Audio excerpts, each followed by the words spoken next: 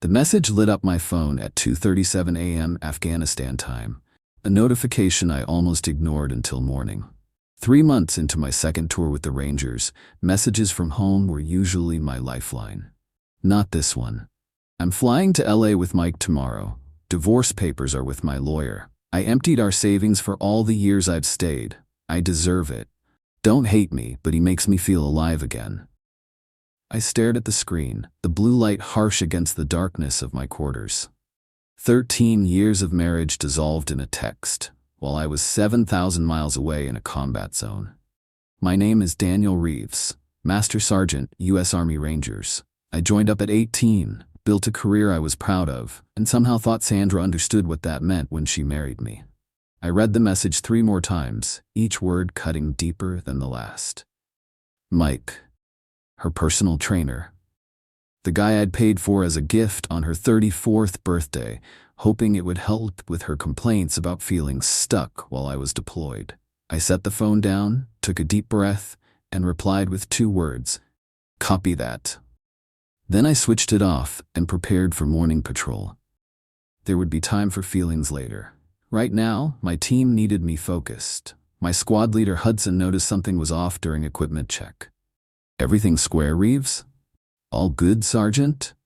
I replied, checking my rifle with practiced precision. He held my gaze a second longer than necessary, then nodded. Keep your head in the game. That's the thing about Rangers. We recognize when something's wrong, but we also understand when it's not the time to dig. What Sandra didn't know, what I had never felt the need to explain, was that I had been preparing for this possibility for years. Not because I didn't trust her, but because I've spent my career planning for contingencies. It's what keeps soldiers alive. I met Sandra during my first leave after Ranger School. She was tending bar at a place near Fort Benning, smart and sharp-witted, with ambitions to start her own business someday. She loved my stories, said my directness was refreshing after all the bullshit artists she dated before. We married within a year. She opened a small boutique with my signing bonus, and I added her name to my bank accounts, but kept my military benefits and investments separate. Standard practice my first commander had advised for all his soldiers. Military marriages are tested in ways civilians can't understand, he told us. Plan accordingly. I had taken his advice to heart, without ever telling Sandra. As my career advanced and deployments grew longer, I noticed the subtle changes. Her social media posts became more frequent during my absences. New friends appeared that I never met. Our video calls grew shorter. Her questions about my return date more persistent than questions about my welfare. 6 months before this deployment, I found a receipt in our credit card statement. A weekend at a beach resort 4 hours from our home, dated when she was supposedly at her sister's. When I asked about it, she said it was a girls' trip she'd forgotten to mention. That night, I quietly moved half of our savings into my separate account, documented our household valuables, and made digital copies of all important documents. Not out of suspicion, I told myself, but preparedness. I also took my grandfather's Rolex and my mother's jewelry from the home safe, storing them in a security deposit box with a fellow Ranger listed as emergency contact. Sandra had always admired these family heirlooms, sometimes wearing the pieces to her events. The week before deployment, I updated my military files and power of attorney, limiting Sandra's access to my new benefits and insurance policies. If she noticed, she never mentioned it. What she also didn't know was that our house, purchased with my VA loan before our marriage, remained solely in my name, despite her repeated hints about adding her to the deed. We should really fix that paperwork oversight, she'd say. I'd agree vaguely, then conveniently forget to follow through. Call it Ranger instinct or just intuition, but something told me to maintain these separate safety nets. Not because I wanted our marriage to fail, but because I'd seen too many battle buddies return home to empty houses and drained accounts. 3 days after her text, I was finally able to get to the secure communications tent and check my personal email. The divorce filing was there, along with a coldly professional message from her lawyer. I also had 7 missed calls from our bank and a fraud alert notice. She had tried to withdraw the remaining funds from my separate account, but was blocked because of the deployment protection protocols I'd put in place. She'd also attempted to sell my truck using the power of attorney, but the dealership had flagged it when the POA came up as recently restricted. I allowed myself exactly 5 minutes to feel the sting of betrayal. Then I made 3 calls. The first was to Jacob Stern, my attorney back home and a former JAG officer who understood military divorce complexities. "Daniel, I'm sorry," he said after I explained the situation. "But you're actually in a strong position here. Just don't respond to anything directly. Let me handle it." The second call was to my bank, confirming the fraud blocks and initiating a complete financial separation. "We've flagged all joint accounts, sir," the manager assured me. "Nothing more can be withdrawn without dual authorization." The third call was the hardest, to Sandra's parents, with whom I'd always had a good relationship. Her father answered, his voice immediately guarded. "Daniel, we were wondering when we'd hear from you." "So you know," I said, keeping my voice even. A heavy sigh. "Sandra told us you two were having problems, said you'd grown distant, that the marriage had been failing for years." He paused. "But this thing with Mike?" "We didn't know until she arrived with him yesterday." "She's there now?" "Yes. They're staying in the guest house while looking for an apartment. She said you'd taken all the money and she had nowhere else to go." The calculated manipulation didn't surprise me, but it still hurt. "Sir, I'd like to explain the actual situation, if you'll hear me out." By the end of our 30-minute call, her father's tone had changed completely. "We had no idea," he said quietly. "None of this sounds like the Daniel we've known for 13 years. People change," I replied. "Or maybe we just finally see them clearly." "What will you do now?" "My job, complete this deployment, then come home and clean up the mess properly." After ending the call, I drafted a detailed email to Jacob with everything I knew and authorized him to begin counterfiling. Then I returned to my unit and focused on the mission at hand. I had 3 more months in country, and dwelling on Sandra's betrayal wouldn't keep my team safe. What I didn't know then was that Sandra had already started telling mutual friends her version of events. That I had become cold and controlling, had hidden money from her for years, had emotionally abandoned her during my deployments. Several believed her, sending me angry messages about how I'd changed and mistreated her. I didn't respond to any of them. In combat, engaging every potential threat only divides your attention from the real dangers.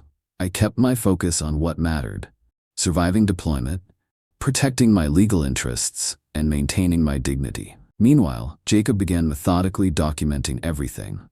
The emptied accounts, her unauthorized attempts to access my protected funds, the false statements to family and friends, her immediate cohabitation with Mike. He also filed motions to secure the house and block any property sales during my deployment under Military Protection Acts. 2 weeks after her text, Sandra finally called directly. I let it go to voicemail. "Daniel, this is so childish," her message began, her voice carrying that familiar impatient tone she used when I wasn't meeting her expectations. "You've blocked my access to everything. My lawyer says you're being unreasonable. We need to discuss division of assets like adults." I forwarded the message to Jacob without replying. 4 days later, another call. This time her voice was tearful, pleading. "Daniel, please. Mike and we didn't mean for this to happen. I was lonely, you were gone so much. But now I'm stuck. Your lawyer won't release any funds, your parents won't talk to me. Even my parents are being weird. Can we please just figure something out?" I forwarded this message too, still maintaining silence. The third call came a month later. By then, I had learned from mutual friends that Mike had apparently left her after their money ran out faster than expected. Her tone was now angry, accusatory. "You're doing this on purpose, aren't you? Punishing me? My lawyer says what you're doing could be considered financial abuse. I'm entitled to half of everything, Daniel. Half the house, half your retirement, half of everything. You can't just freeze me out because you're bitter." Jacob advised that her new lawyer had indeed sent threatening letters, but they were on shaky legal ground given her documented actions and my protected status as a deployed service member. "She's getting desperate," he noted. "That's good for us, but be prepared for her to escalate." The escalation came almost a month later when she somehow convinced our property management company to change the locks on our rental properties, income-generating duplexes I'd purchased with my inheritance and military bonuses. Jacob shut this down within 48 hours, but not before she had removed several valuable items I'd inherited from my grandparents. "We've documented the theft," Jacob assured me. "This actually strengthens our position significantly." By month 3, Sandra's social media had transformed from happy photos with Mike to vague posts about narcissistic abuse and being financially controlled during our marriage.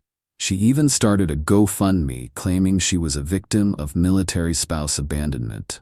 Several veterans groups quickly reported the fundraiser after being alerted by my unit chaplain, who had become aware of my situation through proper channels. The page was removed within days, but not before Sandra had collected nearly $3,000 from sympathetic strangers. All of this I observed from a distance, focusing on completing my tour safely, while Jacob methodically built our case back home. I maintained my silence toward Sandra, letting the evidence of her actions speak for itself. When I finally returned stateside after 5 months in Afghanistan, I didn't announce my arrival to anyone except Jacob. I checked into a hotel near the base, showered for nearly an hour, and slept for 12 straight hours before meeting him at his office. "You've been busy," I said, looking at the extensive files spread across his conference table. "Your wife has been busy," he corrected with a grim smile. "I just documented it." The picture he laid out was both vindicating and painful. Sandra had emptied our joint savings account $37,640. Attempted to access my separate accounts multiple times, tried to sell my truck and one rental property, stolen heirlooms valued at approximately $22,000, lived with Mike in her parents' guest house for 6 weeks, accumulated $18,500 in credit card debt under our joint account, falsely claimed financial abuse to friends, family, and online. Recently moved back into our house after her parents asked her to leave. "The good news," Jacob continued, "is that judges tend to take a dim view of spouses who empty accounts while their partners are in combat zones. The unauthorized sales attempts and documented theft will also work strongly in our favor." "And the house?" I asked. "Since it's solely in your name and purchased before marriage with VA benefits, it's protected. She's currently there unlawfully, technically speaking." I nodded, processing everything. "So what now?" "Now," Jacob said, leaning forward, "we give her a choice, a reasonable settlement where she returns the heirlooms and pays back half the joint funds she took, or we pursue everything, including potential charges for the theft and fraud attempts." I considered this. Despite everything, I didn't want to destroy Sandra. I just wanted what was rightfully mine and for the deception to end. "Draft the offer," I decided, "but I want to deliver it personally." Jacob raised an eyebrow. "Are you sure that's wise?" "No," I admitted, "but it's necessary for both of us." The next morning, I drove to our house, my house, in a rental car, parking across the street to observe for a while. The garden I'd maintained for years was overgrown. Sandra's car sat in the driveway alongside another I didn't recognize. I approached the front door and rang the bell, standing slightly to the side out of military habit. Footsteps approached, and then the door opened. Sandra looked different. Thinner, her usually perfect hair pulled back carelessly, dark circles under her eyes. She froze when she saw me, one hand still on the doorknob. "Daniel," she whispered, "you're back." "Yes." Her eyes darted past me to the street, perhaps looking for signs of lawyers or police. "I wasn't expecting you." "Clearly," I replied, remaining calm and composed. "May I come in? We need to talk." She hesitated, then stepped back. "Of course, it's your house too." "Actually," I said as I entered, "it's just my house, but we can discuss that in a moment." The living room was messier than Sandra would normally allow, with unfamiliar furniture mixed among our pieces. A man emerged from the kitchen, not Mike, someone new, younger, looking uncertain. "Brandon, this is my husband Daniel," Sandra said awkwardly. "Daniel, this is Brandon, my friend." Brandon nodded uncomfortably. "I should go." "That would be best," I agreed, my voice neutral. After he left, Sandra crossed her arms defensively. "You could have called first. Like you called before emptying our accounts and moving your boyfriend in." The words came out calmer than I felt. She flinched. "That didn't work out." "So I heard." Silence stretched between us, 13 years of history crystallizing into this strange, disconnected moment. "Why are you here, Daniel? To gloat? Your lawyer has made everything impossible. I can barely pay my bills." I set my briefcase on the coffee table and opened it. "I'm here to offer you a choice, Sandra." I laid out Jacob's proposal, a clean break, reasonable division of what was actually marital property, mutual non-disparagement, and no further legal action if she returned the heirlooms and half the money she'd taken. She stared at the documents, then laughed bitterly. "So you're just taking the house and the rentals after I spent 13 years of my life with you?" "The house was mine before we married," I reminded her. "The rentals were purchased with my inheritance and military bonuses. You've benefited from the income for years without contributing to their purchase or maintenance." "And what about my business? I built that while supporting your career." "Your boutique is entirely yours," I said. "I'm claiming no part of it, though technically I could since my signing bonus provided your startup capital." She sank onto the couch, the fight seeming to drain out of her. "This isn't fair." "No," I agreed. "None of this is fair, including how I found out my marriage was over." She had the grace to look ashamed briefly. "I was afraid to tell you directly. I knew you'd be like this, cold, calculating." "Prepared," I corrected. "There's a difference." We sat in silence for a moment before she asked, "What about my things here in the house? You have 3 days to remove your personal belongings. Everything purchased together will be divided according to the settlement. Anything you brought into the marriage is yours to take.